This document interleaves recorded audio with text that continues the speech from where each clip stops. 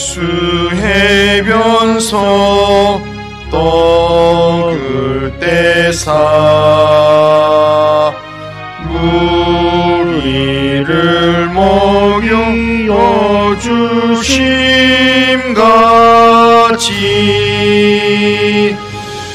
영생의 양식을 나에게도 풍족히 나누어 주옵소서. 생명의 말씀이 나의 주여 목말라 주님을 찾나이다.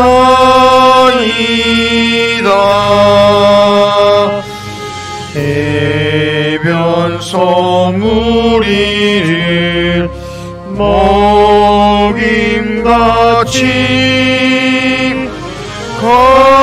걸급한 내 심령 채우소서. 내 주여 진리의 말씀으로 사슬에 얽매인 날 푸시사 내 맘의 평화를 누리도록 영원한 생을 주옵소서. 성령을 내 맘에 보내셔서 내 어두운 영의 눈 밝히시사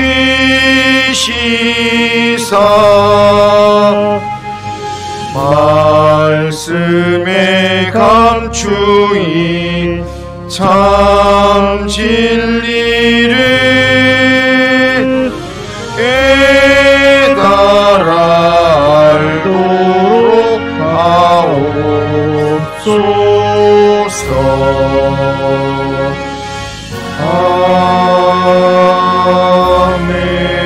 아멘. 자, 신앙 고백합니다. 나는 전능하신 아버지 하나님 천지의 창조주를 믿습니다. 나는 그의 유일하신 아들 우리 주 예수 그리스도를 믿습니다. 그는 성령으로 잉태되어 동정녀 마리아에게서 나시고 본디오 빌라도에게 권을 받아 십자가에 못 박혀 죽으시고 장사된 지 사흘 만에 죽은 자 가운데서 다시 살아나셨으며 하늘에 오르시어 전능하신 아버지 하나님 우편에 앉아 계시다가 거기로부터 살아있는 자와 죽은 자를 심판하러 오십니다. 나는 성령을 믿으며 거룩한 공교회와 성도의 교제와 죄를 용서받는 것과 몸의 부활과 영생을 믿습니다. 아멘. 자, 하나님 말씀은 누가복음 9장입니다. 누가복음 9장 1절에서 17절입니다. 자, 누가복음 9장 1절에서 17절 한 절씩 교독을 해보겠습니다. 자, 예수께서 12 제자를 불러 모으사 모든 귀신을 제어하며 병을 고치는 능력과 권위를 주시고 하나님의 나라를 전파하며 앓은 자를 고치게 하려고 이르시되 여행을 위하여 아무것도 가지지 말라. 지팡이나 배낭이나 양식이나 돈이나 두 벌 옷을 가지지 말며 어느 집에 들어가든지 거기서 머물다가 거기서 떠나라.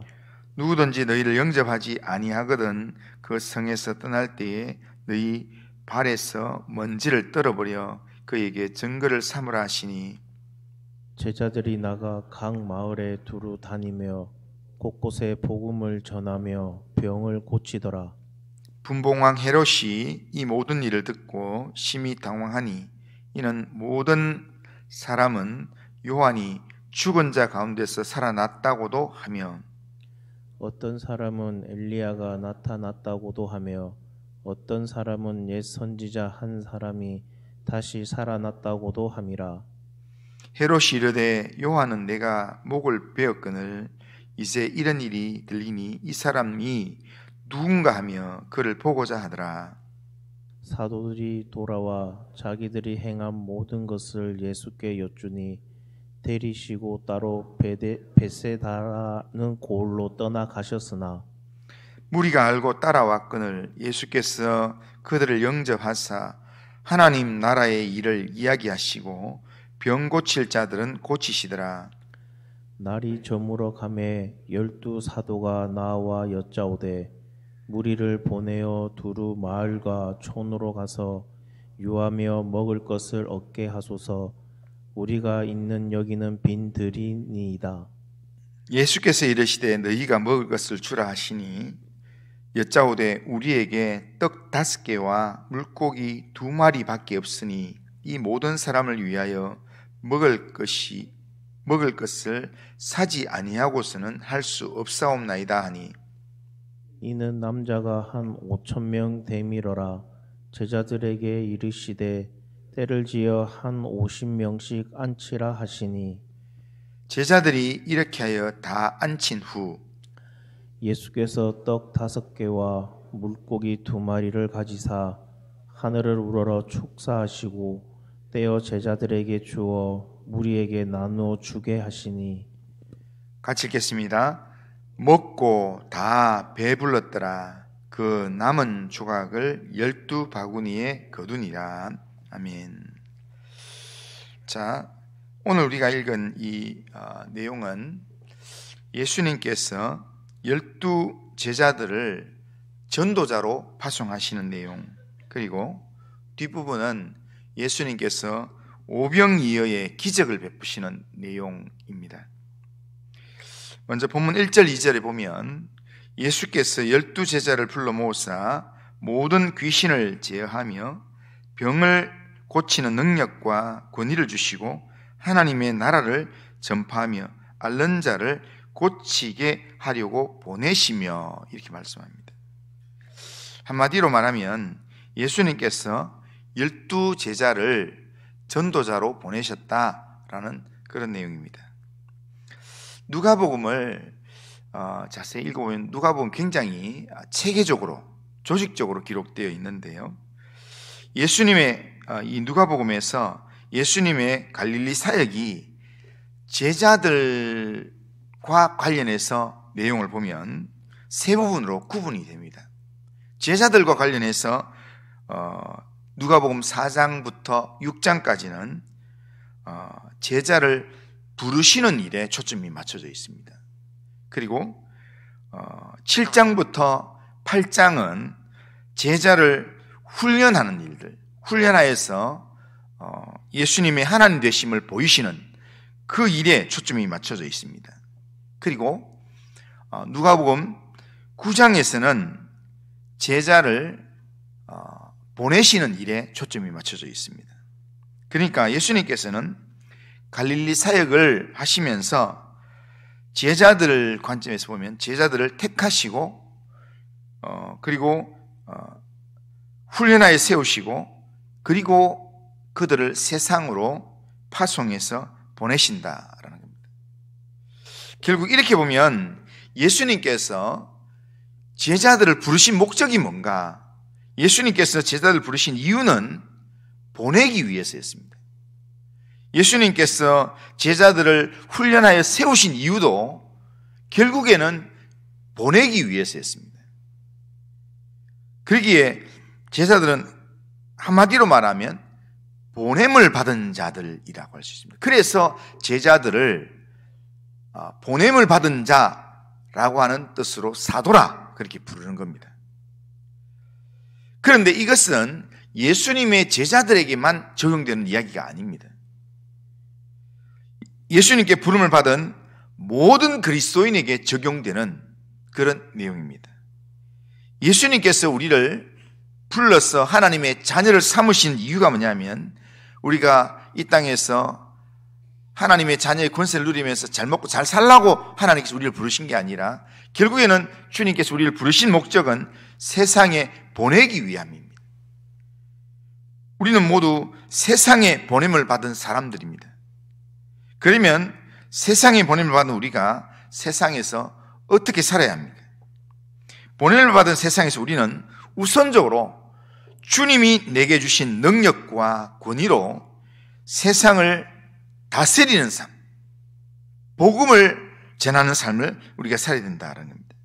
주께서 우리로 하여금 세상과의 영적 싸움에서 이길 수 있도록 능력과 권위를 주셨다는 겁니다.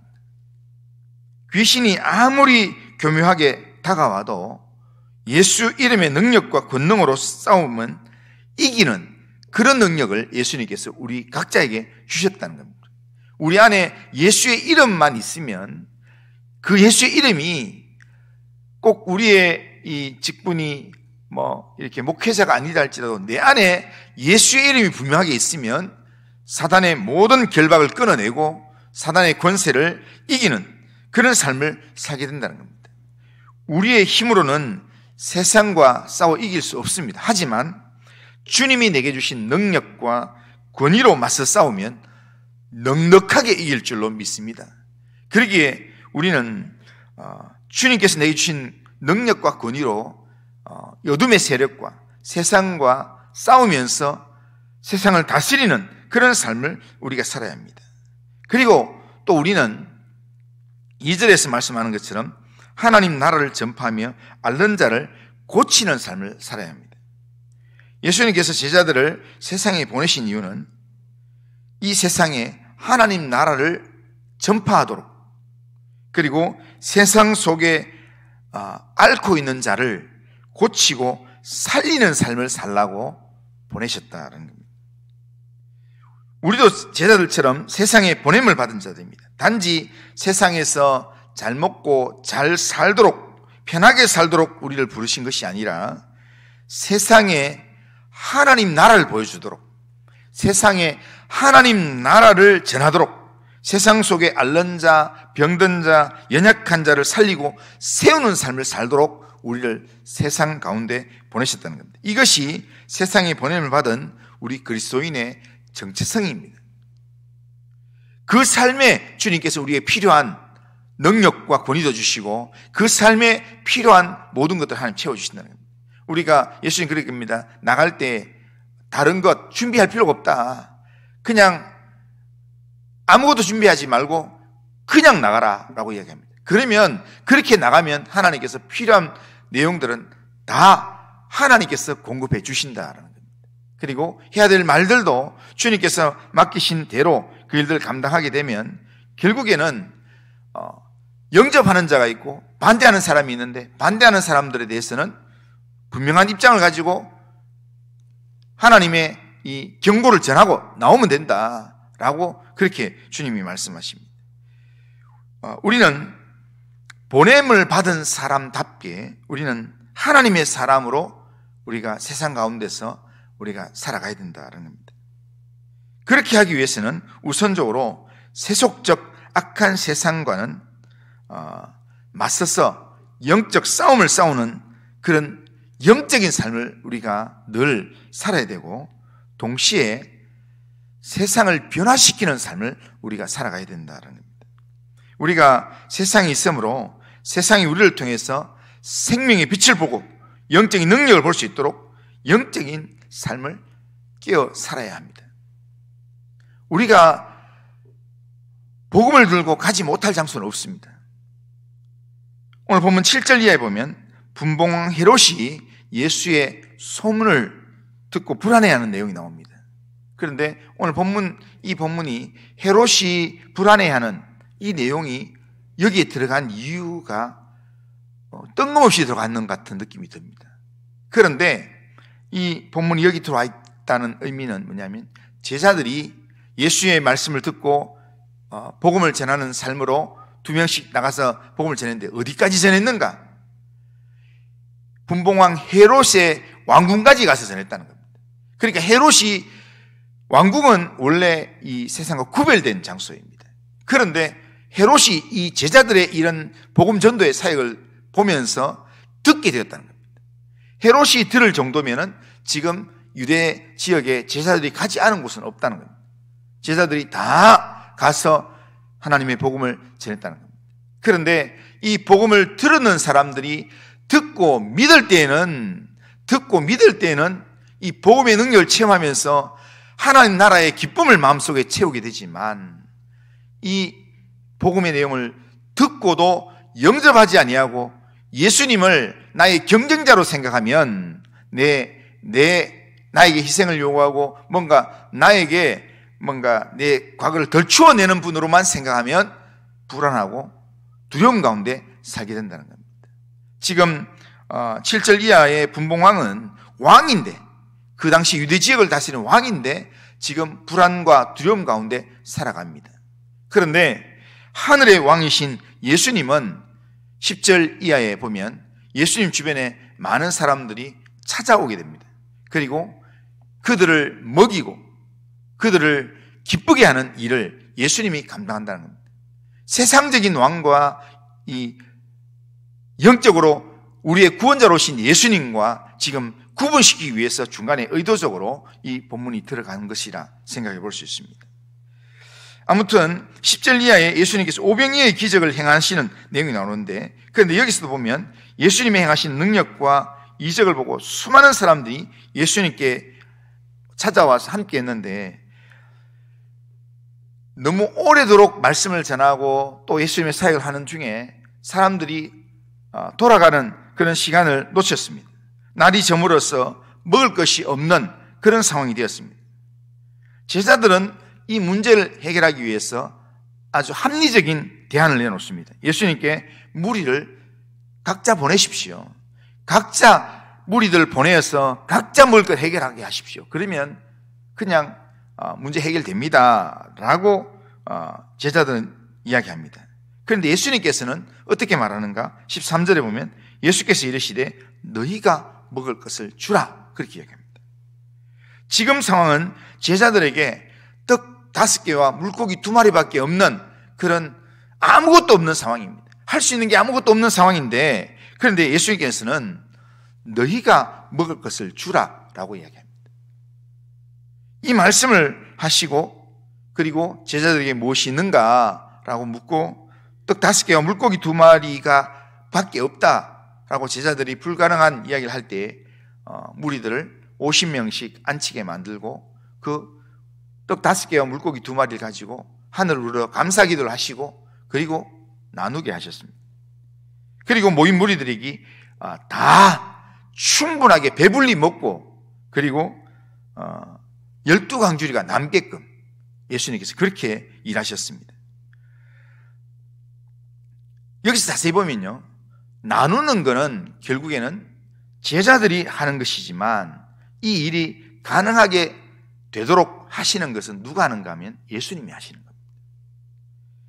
제자들을 세상에 보내서 귀신들을 제하고 그리고 병을 고치고 앓는 자를 고치고 살리게 하는 일들을 하시지만 결국 그 제자들을 통해서 일하시는 분이 누구냐면 예수님이라는 겁니다. 예수님께서 제자들을 보내실 때는 너희들이 각각 2명씩 보냄을 받은 누구에게라도 가라. 도저히 안 될 것 같은 장소라도 가서 거기서 하나님 나라의 일들을 전하고 귀신을 쫓아내고 하나님의 복음을 전파해라. 그리고 그 말씀을 들을 준비가 되어 있는 사람들에게 그 말씀을 받을 거고, 받지 못할 사람이라면 그냥 먼지를 틀고 나오면 되는 거다. 그렇게 사명을 주시고 예수님은 그들의 입술에 말씀을 주시고 그들의 이 삶의 능력을 함께 주시고 그렇게 하셨다는 겁니다. 그 내용처럼 예수님께서 제자들 앞에 지금 장정만 5,000명 어마어마한 숫자를 모아놓고 그리고 예수님께서는 그렇게 이야기합니다. 너희가 먹을 것을 주라. 오늘 우리가 주님께서 우리에게 말씀하실 때 우리에게 이렇게 말씀하시는 이 내용이 우리가 뭘 할 수 있어서 우리가 뭘 줄 수 있습니까? 우리의 관점에서는 할 수 있는 게 아무것도 없습니다. 우리의 관점에서는 가지고 있는 거라고는 겨우 떡 5개와 물고기 두마리 내 한 끼 해결할 정도밖에 없습니다.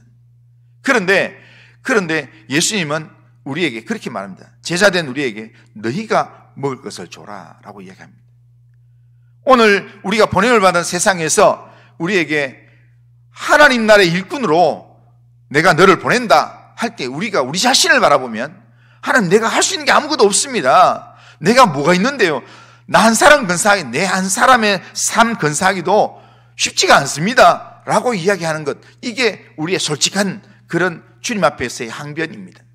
그런데 주님은 그런 우리에게 너희가 그 일을 감당해라 하고는 주님께서 주님을 바라보게 되면 주님께서 우리에게 있는 이 조그만한 떡 5개와 물고기 2마리 같은 그런 내 지식을 가지고 많은 사람을 풍족하게 먹이고 하나님 나라를 경험하게 만들고 살리는 삶을 살게 만들어 주신다는 겁니다.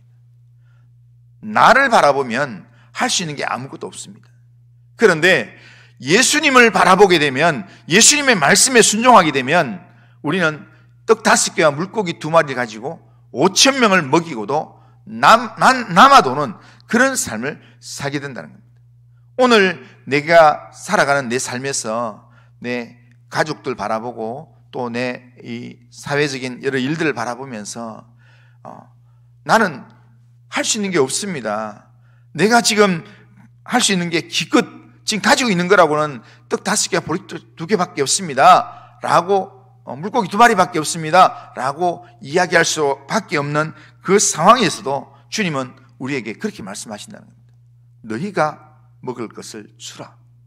그런데 주님께서 너희가 먹을 것을 주라, 너희가 세상에 나가서 복음을 전해라 이렇게 말하지만 주님께서는 가봐라, 내가 해줄게, 내가 너와 함께 한다, 내가 너를 도와줄게, 내가 너를 통해서 일할게. 주님은 그 약속을 가지고 우리를 보내신다라는 겁니다. 이 3월 한 달을 살아가는 우리의 삶, 하나님께서, 주님께서 우리 혼자만 3월 한 달을 살게끔 하지 않습니다. 주님은 그렇게 말씀하셨습니다. 내가 너희를 고아와 같이 버려두지 아니하리라 그렇게 말씀하십니다. 주님은 반드시 항상 우리와 함께 하시면서 우리의 온갖 구하는 것이나 생각하는 것에 넘치도록 채우시는 주님이십니다. 그 주님을 오늘도 의지하고 이 3월 한 달도 의지하면서 주님께서 오늘 우리에게 말씀하시는 이 말씀, 너희가 먹을 것을 주라 라고 말씀하시는 주님의 명령을 말씀 그대로 그냥 받으면 됩니다. 내게 가진 게 없더라도, 내게 있는 게 없더라도 주님의 말씀을 따라서 내가 순종하기로 작정하면 그 자리가 하나님을 경험하는 장소, 예수님의 하나님 되심을 경험하는 장소가 될 것입니다. 이 3월 한 달을 살아가면서 그냥 내 힘으로 억지로 살아가다가 분봉왕 헤롯처럼 내 삶에 두려움이 생기고 이 불안이 있고, 그래서 어떻게든 이 삶을 어떻게든 이 물음표를 해결하기 위해서 그렇게 혼자 몸부림치는 그런 삶이 아니라 주님께서 말씀하시는 그 말씀에 내가 믿음으로 반응함으로 말미암아 내 불신앙이 신앙으로 바뀌면서 내 삶 가운데서 오병이어의 기적을 체험하고 내 삶 가운데서 하나님이 나와 함께 하시는 능력을 체험하는 그런 3월 한 달을 살아가는 우리 성도님들 다 되시기를 주님의 이름으로 축원합니다.